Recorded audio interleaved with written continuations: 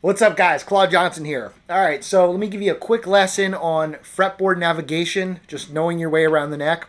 So I think one thing that is sort of a weak point or blind spot is the roots on the G string. So let me explain. So, if I say any key, like for example, A or B, you're going to think of basically the root on the low E string. So if I say like B, for example, most guitarists are just going to go right here. And that's great to be able to know that. If you've been playing for any amount of time, it's kind of built into your brain already, right? So what's cool is like you already have three of the strings. You have your low E string, 7th fret, high E string, 7th fret, and then D string, 9th fret.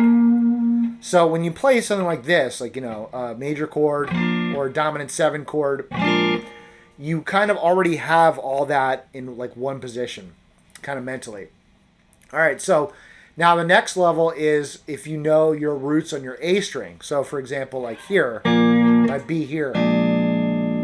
And if you've been playing, a little bit longer, intermediate level, you should know those as well. Shouldn't be too much of a stretch to think, okay, B and B.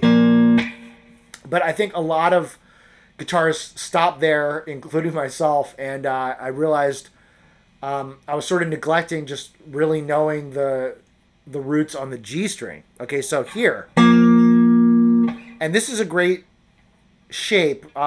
Really, like if you think of it in a position, it's going to be really the position like behind the root. So here's my home base root position. Go back here.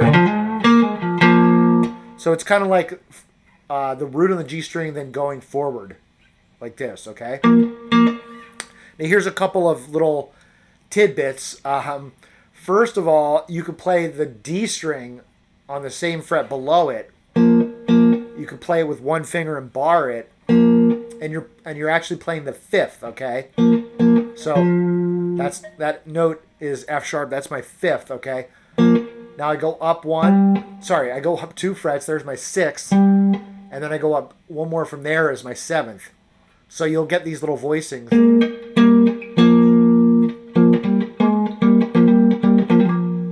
If you play this 7th, you could put a 3rd below it. It's a nice 7 chord. But let's just stick to the 2 strings. So there's my,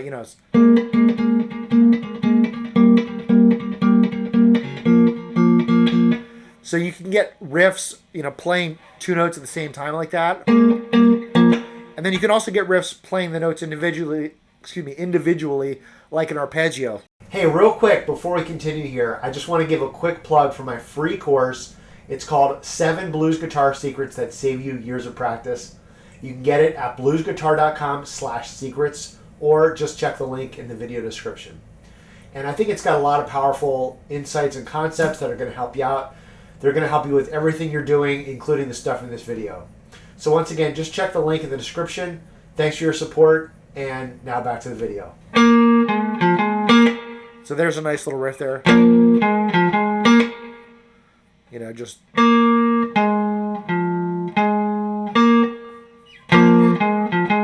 can make it a little bit longer of a riff.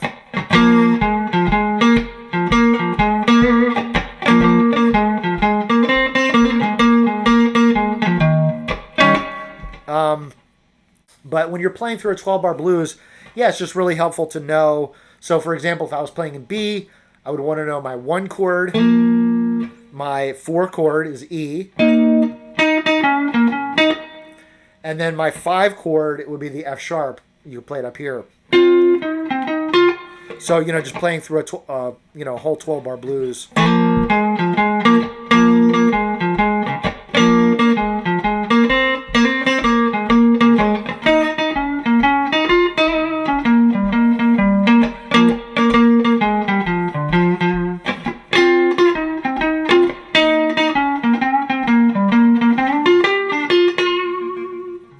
So really what I was doing there was just a 12-bar blues kind of based on this riff. And just improvising a little bit, but using that as a foundation. So a great way to practice this, just knowing the fretboard, is go around your circle of force. Here's your C, F, B flat, E flat, A flat, D flat, G flat or F sharp, and then B, E, A, D, G, which is also your open strings. So anyway, I hope that helps. It was just something that occurred to me, like just something to get more clear on and just really burn that in so you can navigate your way on the fretboard a little bit more when you're riffing and improvising on the 12-bar blues. All right? So I hope you enjoy the lesson, and we'll talk to you soon.